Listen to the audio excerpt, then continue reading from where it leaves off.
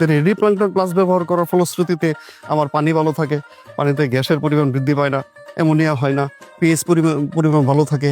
আমার এই পুকুরে প্রাকৃতিক খাবার উৎপন্ন হয় এবং এই ওয়েট গ্রোথ প্লাসটা ব্যবহার করতে মাছের ওজনটা বৃদ্ধি হয়। হ্যাঁ, তাতে দেখা যায় কি আমার পার বছরে এই 30 একর জমি থেকে আমার মিনিমাম 90 লক্ষ টাকা 90 টাকা হয়। আমার খরচ টরচ বাদ দিয়ে 90 লক্ষ টাকার মতো আমার প্রফিট থাকে।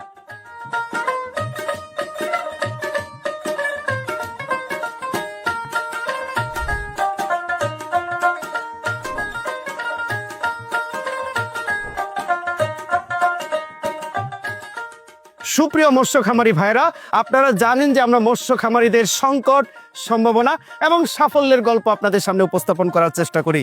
তারই প্রেক্ষাপটে আজকে আমরা এসেছি খুলনা জেলার ডুমুরিয়া উপজেলার মধুসূদন বিশ্বাসের মৎস্য খামারে। তো চলুন তার মুখেই সফলতার গল্প শুনি। মধুদা, কেমন আছেন? জি, ভালো আছি। তো দাদা, আমরা যখন এসেছি, আসার পরে আপনার এই এলাকায় অনেক মানুষের মুখে আপনার সফলতার গল্প শুনছি। তো আপনার এই যে মৎস্য খামারে আসার গল্পটা শুনতে চাই। আমি মূলত এই মৎস্য খামারে ব্যবসাটা শুরু করেছি 15 বছর যাবত। 15 বছরের মধ্যে আমি 12 বছর পর্যন্ত এই মৎস্য খামারের ব্যবসা করে সফলতা লাভ করতে পারিনি। তার কারণ হলো যে আমি সঠিকভাবে ওষুধ পাইতাম না, না পাওয়ার দরুন আমার খামারের মাছ দেখা যেত মারা যেত, পচন রোগ ধরে যেত। তারপরে পুকুরে অ্যামোনিয়া গ্যাসের পরিমাণ বেড়ে যেত। এই বেড়ে যাওয়ার প্রেক্ষিতে আমি দেখা গেল বিভিন্ন কোম্পানির ওষুধ আমি প্রয়োগ করেছি। বিভিন্ন কোম্পানির লোকজন আমার এইখানে আসছে, প্রাইভেট কার্ডে আসছে, আইসা এই পরামর্শ দিচ্ছে, ওই পরামর্শ দিচ্ছে। আমি কোম্পানির নামটা নাই বললাম।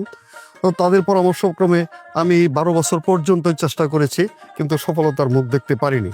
এবং এক পর্যায়ে আমি হতাশাগ্রস্ত হয়ে গেলাম। তারপরও একদিন রাতের বেলা শুয়ে শুয়ে ফেসবুক এবং ইউটিউবে আমি দেখতেছিলাম। তো ইউটিউব দেখার পরিপ্রেক্ষিতে আমি একটি সচিত্র প্রতিবেদন পেলাম। সেই সচিত্র প্রতিবেদনের মধ্যে আমি 2টি প্রোডাক্টের নাম পেলাম। একটা হচ্ছে রেডি প্লাঙ্কটন প্লাস, আরেকটা হচ্ছে ওয়েট গ্রোথ প্লাস। আচ্ছা, এই 2টা প্রোডাক্ট। আর মানে সফলতার গল্পটা হচ্ছে এই দুটো সফলতার গল্পটা আমার এই রেডি প্লাঙ্কটন প্লাস এবং ওয়েট গ্রোথ প্লাস এই থেকে শুরু। দুটি প্রোডাক্ট দেখতে পারি? জি জি জি জি দাদা, জি এই যে দাদা রেডি প্লাঙ্কটন প্লাস, এটা আপনার ব্যবহার করতে হয় প্রতি পার শতাংশে আমার ব্যবহার করতে হয় 100 গ্রাম করে। আচ্ছা। আর এই যে একটা প্রোডাক্ট দেখতেছেন ওয়েট গ্রোথ প্লাস, এটা ব্যবহার করতে হয় এই রেডি প্লাঙ্কটন প্লাস ব্যবহার করার 3 দিন পরে প্রতি পার শতাংশে আমাকে ব্যবহার করতে 100 গ্রাম করে। এই ঔষধটা ব্যবহার করার পর থেকে আমার পুকুরের পানি দেখেন অত্যন্ত স্বচ্ছ, মাছ খাবার খায় এবং কি মাছ এই প্রাকৃতিক খাবার উৎপন্ন হচ্ছে এবং কি মাছ অত্যন্ত ভালো থাকে। মাছের মধ্যে কোনো রকম রোগ বালাই হয় না। এবং কি আমি যে আগে মাছ উৎপাদন করতাম সেইখানে আমার 1.5 বছর 2 বছর লেগে যেত 1 কেজি প্লাস 1.5 কেজি ওজনের মাছ তৈরি করতে।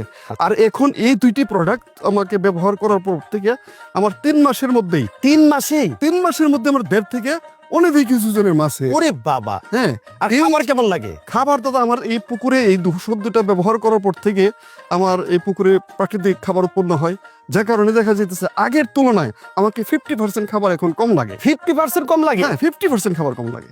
আচ্ছা দাদা, আমরা যে শুনেছি শীত গ্রীষ্মে মাছের বৃদ্ধি একরকম হয় না। না দাদা, এটা আমিও আগে মানুষের কাছ থেকে শুনেছি এবং এটা আগে আমি বিশ্বাস করতাম, কিন্তু আমি বিগত 3 বছরের মধ্যে এই 2টা প্রোডাক্ট ব্যবহার করার পরবর্তীতে শীত গ্রীষ্ম এইটার মধ্যে আমি কোনো পার্থক্য পাই নাই। সকল সময় আমার মাছ সেম। দাদা, আমার মূলত খামার হচ্ছে আপনার 120 একরের মতো। 120 একর? 120 একরের মতো জায়গা আমার খামার। এর মধ্যে 30 একর খামারে আমি যেটা চাষ করি সেটা হচ্ছে মিশ্র জাতের মাছ, যেটা হচ্ছে রুই, কাতলা, মৃগেল, তেলাপিয়া, সাথে হচ্ছে আপনার এই পাঙ্গাস।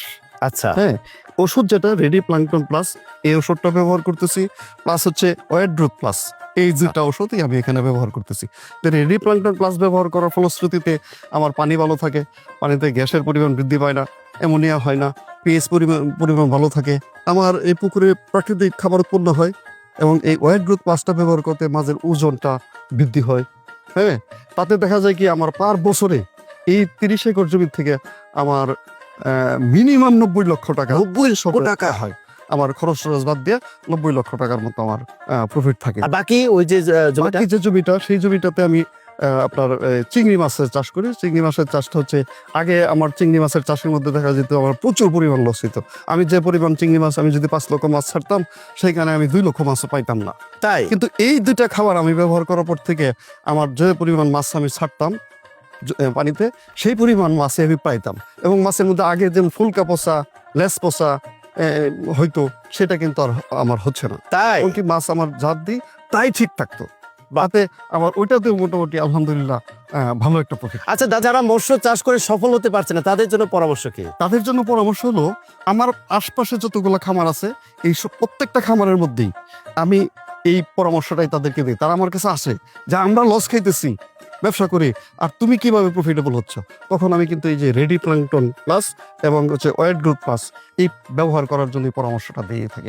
তারা নিচ্ছে? হ্যাঁ, তারা নিচ্ছে, এবং কি তারা নেওয়ার পর থেকে আমার প্রতিবেশী একজন ফিশারি গত 2 বছর যাবত সেও ভালো করতেছে। বাহ, সেও ভালো করতেছে। তো দাদা আপনার সফলতার গল্প বাংলাদেশে ছড়িয়ে পড়ুক, আপনার মতো এরকম এই দুটি প্রোডাক্টের প্রতি আত্মবিশ্বাস তৈরি হোক, তারাও মৎস্য চাষ করে সফল হোক। ভালো থাকবেন।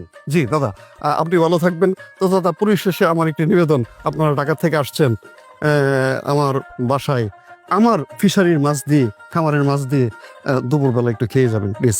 আচ্ছা দাদা, কি ভাই আমার অনেক অনেক অনেক ভালো থাকবেন, অনেক ভালো থাকবেন। মৎস্য খামারি ভাইরা কি বুঝলেন? মধুদা 12 বছর সে সফল ছিল না, তারপর 3 বছরে সেই 12 বছরের উসল তো তুলেছে, এবং এখন তার গল্প শুধু তার পরিবারের মধ্যে না বাংলাদেশে ছড়িয়ে পড়তে শুরু করেছে।